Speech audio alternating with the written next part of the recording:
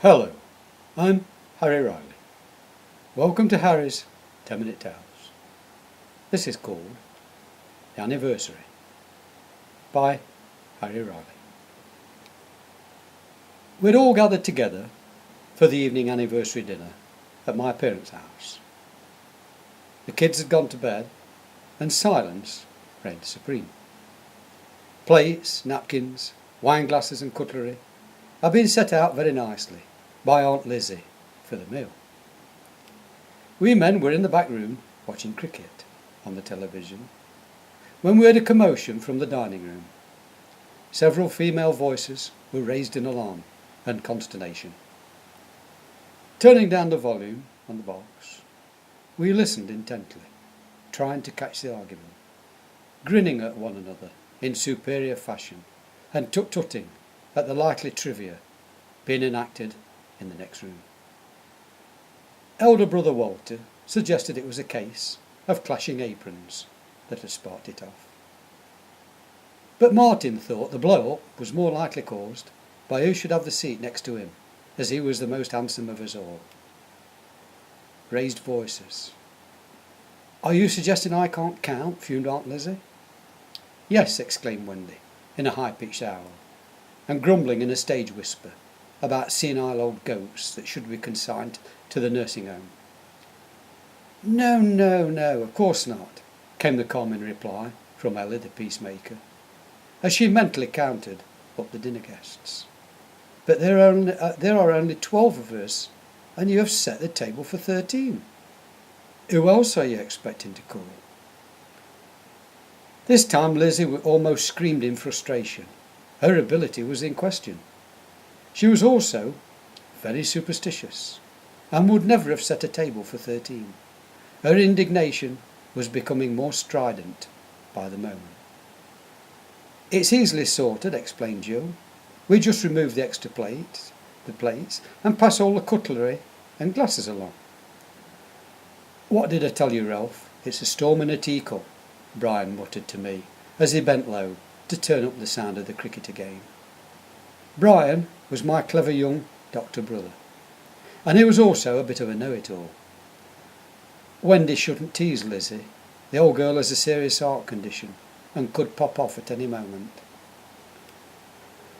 We settled down to more cricket, and the result was hanging on a knife edge when the women were off again. This time we men were called in to mediate. "Come on, get off your lazy backsides and make yourselves useful. We have a major crisis on our hands." This instruction came from Gertie, who was normally a placid sort. Mother was left in the kitchen and is now blotto, slumped in a corner, having drunk all the red wine she was supposed to be adding to the sauce. The kids are wrecking the bedrooms, and Aunt Lizzie has gone into one of her trances.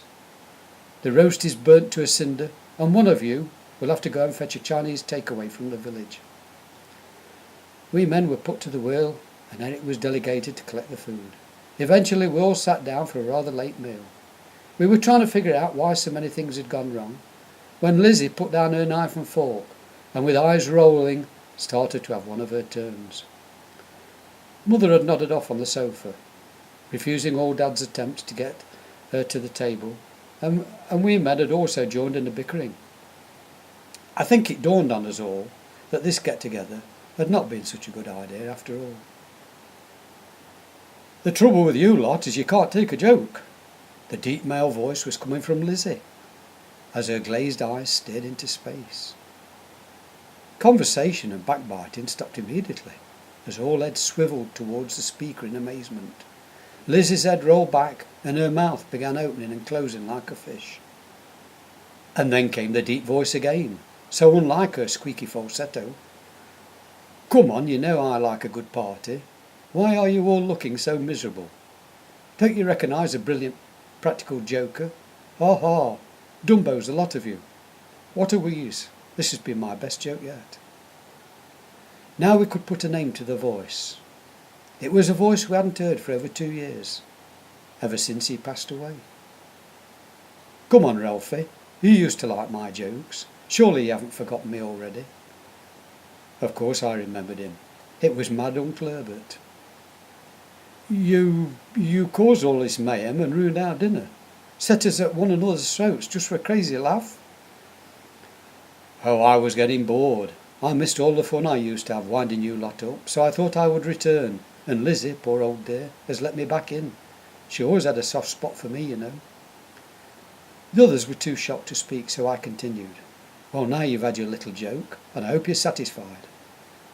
Father chimed up.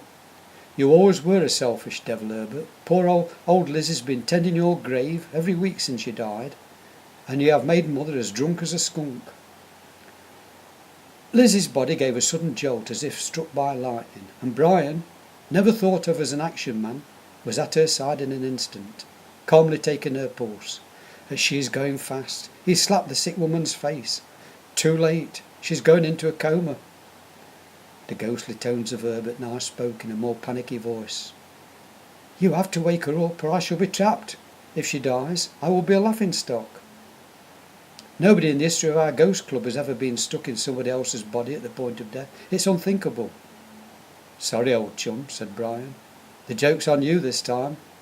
We don't have the ghost of a chance. End.